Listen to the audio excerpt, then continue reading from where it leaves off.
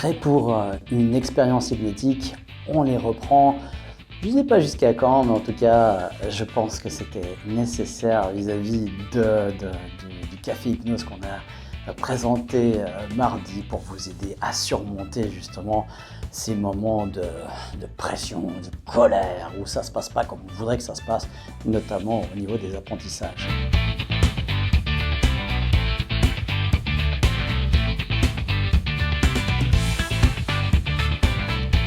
Bonsoir les amis, bienvenue dans ce Café Hypnose Expérience où nous allons passer un petit moment ensemble, une petite demi-heure pour retrouver bien ce calme intérieur après du désespoir, après la panique, après un état hors de soi où on perd pied, où on a l'impression que tout notre monde s'effondre parce qu'on n'y arrive pas.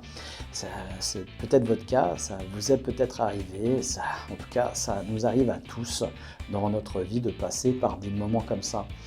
Et il faut en faire que des moments et pas des moments qui s'étendent à l'infini. Donc pour ça, voilà quelques techniques. On apprend ça en auto-hypnose, à gérer ses émotions. Encore aujourd'hui, j'ai eu deux personnes sur la totalité de la journée pour qui il fallait travailler sur les émotions. Une émotion, c'est quoi et ça sert à quoi? La réponse que j'ai toujours, voilà. Et comment on peut éduquer et élever des enfants si on n'a aucune idée à quoi sert une émotion? Et comment on peut avancer dans le monde de manière équilibrée si on ne sait pas comment gérer ses émotions et quoi en faire et à quoi ça sert? Donc, c'est des choses basiques qu'on aurait dû avoir appris à l'école. Et pourtant, c'est 10 personnes sur 10. Je peux affirmer que c'est toutes les personnes, que ce soit adultes, enfants, adolescents, que je reçois à mon cabinet, qui n'ont aucune idée de ce qu'est une émotion et à quoi ça sert et qu'est-ce qu'on peut en faire. Donc voilà, c'est dramatique, je trouve vraiment dramatique, parce que si on avait appris ça un jour dans sa vie, l'idéal ça aurait été à l'école, on aurait tous une vie différente aujourd'hui, tous. Voilà, c'est aussi clair que ça, j'ai pas besoin de dire d'autre chose, on aurait tous une vie différente. Alors, quand on ne peut pas faire ça, on apprend justement dans les cours d'auto-hypnose, il n'y a pas d'âge pour apprendre, il n'est jamais trop tard.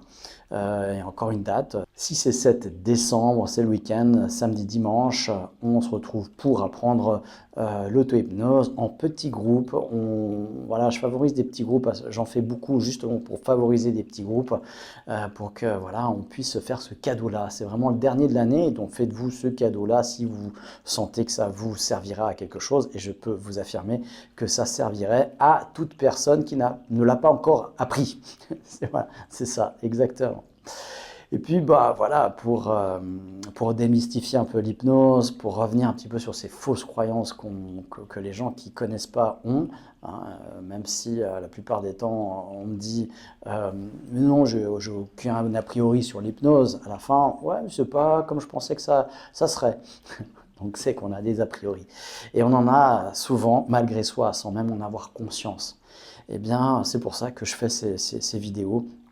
Et puis on m'a dit, à ma plus grande surprise, ouais, je les écoute, ouais, c'est super, ouais, ça me sert beaucoup, ah, pourquoi t'en fais plus, pourquoi je dis, pourquoi vous notez pas sur les commentaires de la chaîne YouTube? Alors je sais qu'il y en a qui passent pas forcément par la chaîne YouTube pour voir ces vidéos. J'en ai les preuves sur les nombres de vues, il n'y en a pas beaucoup sur YouTube. J'en ai beaucoup plus sur d'autres réseaux. Bon, voilà, c'est comme ça. Donc il ne faut pas vraiment se fier sur YouTube. C'est pas forcément un canal qui vous parle ou que vous regardez, que vous utilisez. En tout cas, les gens qui me suivent. Donc voilà, dans ce préambule, j'imagine que vous avez repris les bonnes habitudes à vous isoler de toutes les interruptions et distractions possibles pendant ce petit laps de temps. On va se faire là maintenant 15-20 minutes. Débrancher, déconnectez pas le Wi-Fi parce que vous ne pourrez plus me recevoir, mais arrêtez les alarmes, les téléphones. Si vous me mettez sur avion, gardez le Wi-Fi. Et puis voilà, puis installez-vous confortablement, le plus confortablement possible, pour rester quand même un peu avec moi. Donc confortable, mais pas trop. Voilà, parce que je suis pas là pour vous secouer si jamais vous devez faire quelque chose après.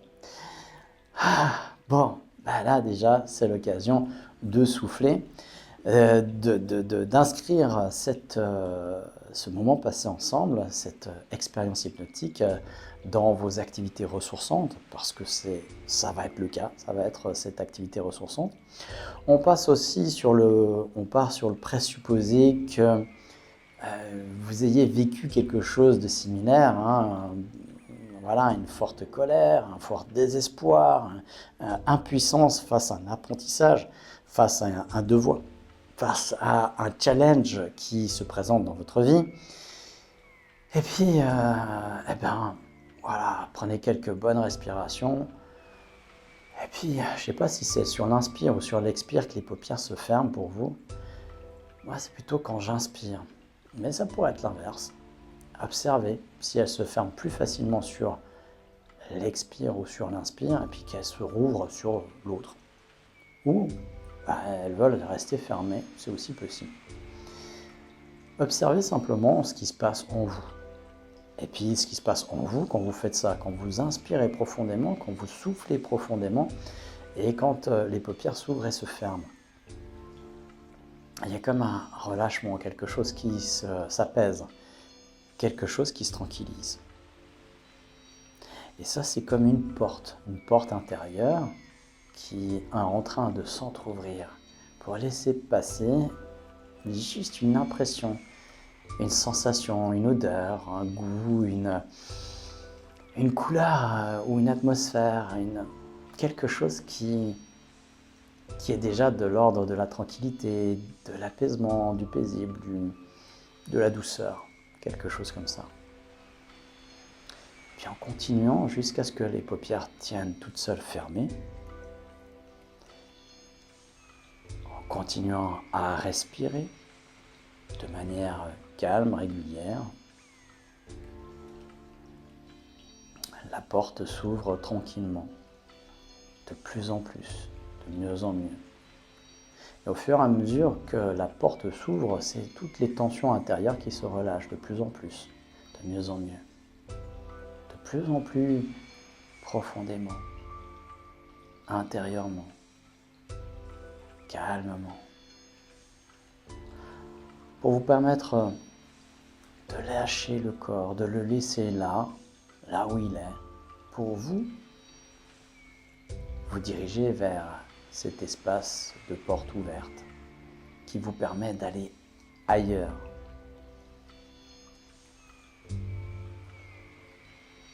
Et de franchir le seuil, de passer la porte et d'aller dans cet ailleurs. Cet ailleurs, peut-être qu'il est fait de tout blanc ou de tout noir, de tout sombre, ou déjà d'un paysage qui se dessine, pendant que vos yeux s'adaptent à cette nouvelle réalité, à cette nouvelle luminosité. Et plus votre regard s'adapte à cette nouvelle luminosité, à cet endroit spécifique, plus vous vous laissez aller tranquillement dans cet endroit à recevoir les couleurs, les formes, les contours de ce paysage. Peut-être à apercevoir aussi déjà des sons, des bruits, toute l'ambiance sonore qui vous enveloppe de plus en plus. Percevoir, pourquoi pas, déjà des parfums, des odeurs, des sensations, des émotions. Et puis juste vous poser, reposer, juste prendre du recul. Du recul avec la vie est juste comme un espace, un oasis de vacances, de respirer dans cet endroit. Rien qu'à vous, rien que pour vous, juste là pour vous permettre de souffler. Et ça fait du bien. De se dégager de tout ce qu'il y avait de pression, de quotidien, de contraintes. Et juste d'accepter la tranquillité, d'accepter le vide, d'accepter juste cet espace intérieur qui se crée. Et comme un panneau solaire qui capte la lumière et la chaleur, il faut capter tout de cet environnement qui vous apaise, qui vous tranquillise, qui vous dynamise, qui vous donne de la joie, de la gaieté, du calme, de la sérénité. Vous l'accueillez, vous l'acceptez, vous l'engrammez et le stockez à l'intérieur de vous, prêt à être rediffusé dans votre corps, dans votre quotidien, quand vous en aurez besoin. Et puis quand on prend du recul comme ça, c'est intéressant de revenir sur des moments pas faciles, quand on a de la distance pour pouvoir le regarder de loin, le regarder d'un autre point de vue. Et de cette distance-là, dans cette oasis de bien-être, dans cette oasis de santé, de calme, de douceur, vous allez pouvoir simplement revenir sur ce moment pas agréable de panique où tout à coup vous avez perdu pied. Vous répétant des phrases comme c'est pas possible, je n'y arrive plus, je peux pas, je suis trop bête, je suis trop ci, je suis trop ça. Et tout ce qui vous passe d'habituel dans votre esprit, dans cette façon que vous avez de vous exprimer face à vous-même.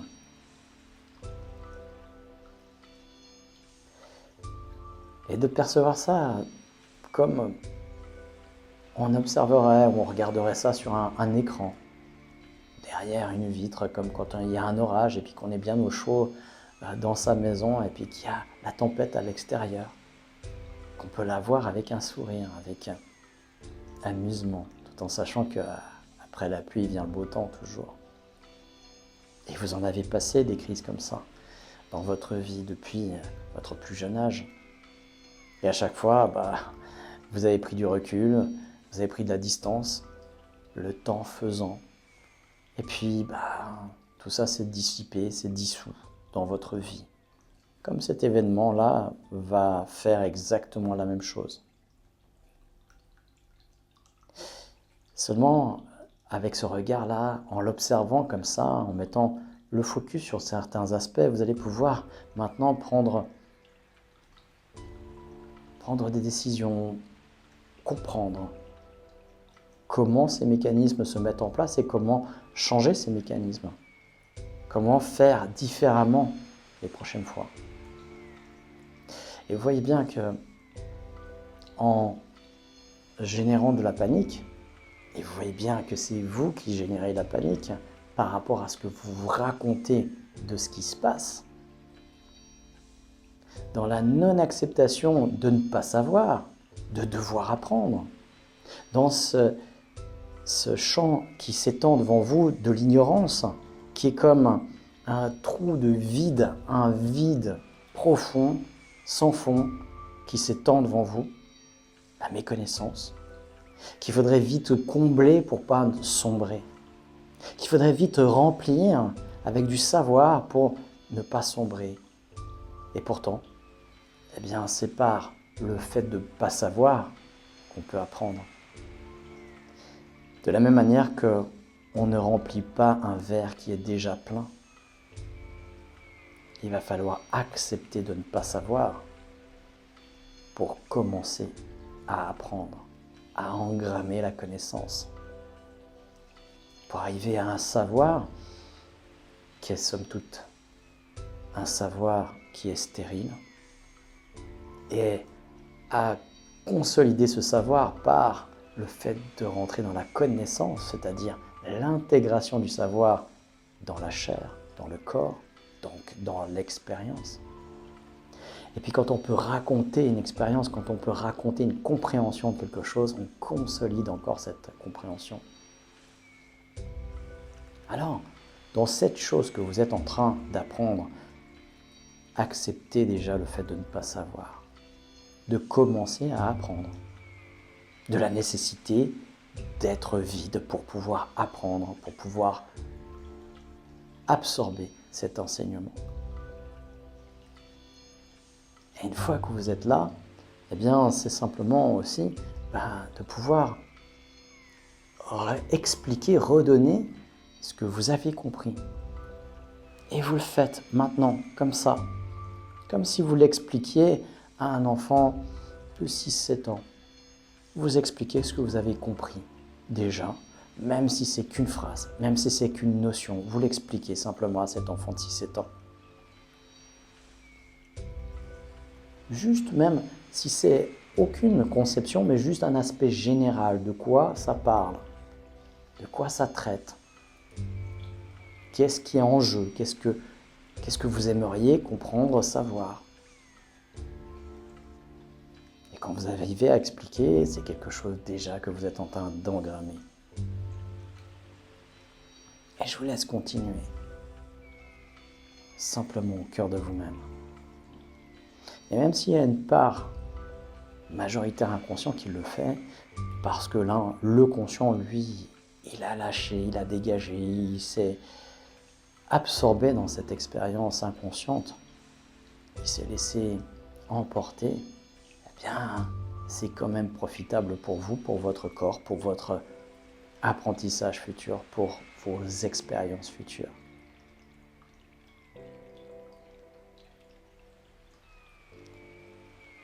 Tout en respirant calmement, tranquillement, en gardant cet espace intérieur calme, serein, confiant et joyeux, joyeux de la curiosité d'apprendre, de découvrir, d'installer à l'intérieur de soi des choses nouvelles, de remplir un verre d'un autre liquide.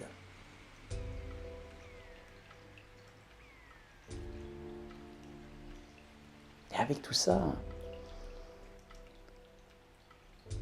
avec cette joie, avec cet apprentissage, avec cette consolidation, avec cet esprit de curiosité, d'envie d'avancer, avec cette tranquillité, cette détente, cette relaxation profonde, vous profitez encore de quelques instants de ressourcement dans cet espace de sérénité, de douceur, comme pour engrammer, stocker ces derniers rayons de soleil, ces moments de chaleur dans ces batteries dont vous pourrez vous servir plus tard, dans d'autres circonstances, quand vous en aurez besoin.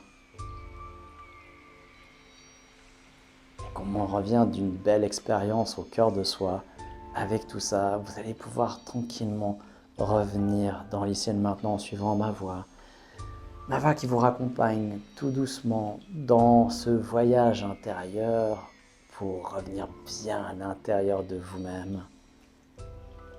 Vous respirez profondément, consciemment. Vous bougez vos doigts tranquillement. Vous remuez les pieds, les orteils, les oreilles, le bout du nez. Vous laissez le corps s'étirer, respirer. Et puis, les paupières s'ouvrir, bien avec moi dans ce retour de cette expérience. Ça fait du bien, hein.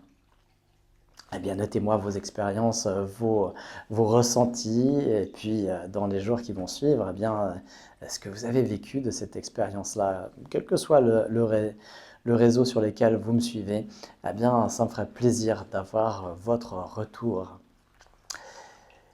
Ouais, c'est ce que j'aime dans l'hypnose, c'est que voilà, on peut faire des voyages intérieurs infinis, c'est-à-dire qu'on peut les démultiplier. Même si ça paraît tout simple, il y a beaucoup d'éléments techniques dans ce que vous venez de vivre. Et c'est des choses qui s'apprennent, qui mettent des années à s'apprendre et pas seulement en quelques week-ends d'apprentissage. C'est clair que ce genre de choses, on n'apprend pas à le faire dans des écoles qui apprennent par le claquement des doigts à rentrer en hypnose de manière instantanée. Effectivement, parce que ces techniques-là, ça permet de faire certaines choses, mais pas tout. Et donc, voilà, et en cabinet, on fait surtout pas ça, parce que ça effraie les gens, parce que c'est trop violent, c'est trop brutal. Je l'ai fait dans mes débuts pour déjà comprendre comment ça fonctionnait, pour me prouver que j'y arrivais. Et puis très vite, on comprend qu'on n'œuvre pas pour soi quand on est thérapeute, mais pour les gens. Et donc c'est souvent contre-productif d'aller trop vite, d'aller trop de manière brutale, d'instaurer encore cette croyance qu'on peut prendre le contrôle sur les autres, alors que justement en cabinet, en thérapie, quand on le fait de manière déontologique, on est plus dans l'esprit qu'on va donner les clés du pouvoir de soi au patient, à l'autre, justement. Donc voilà, c'est tout l'enjeu et c'est tout le cheval de bataille que je mène pour amener à former des thérapeutes qui sont compétents et qui accompagnent avec déontologie leurs patients pour le bien des patients, évidemment. Voilà, et bien sur ce, je vous souhaite une excellente fin de semaine, une très belle soirée, une bonne nuit. Vous allez voir avec ce genre d'expérience, il y a des choses qui se passent aussi pendant la nuit. Je serais curieux aussi d'avoir vos retours. Et puis on se retrouve mardi prochain pour un autre Café Hypno sur un autre sujet thématique que je reçois, que j'ai dans mes consultations en cabinet. À bientôt.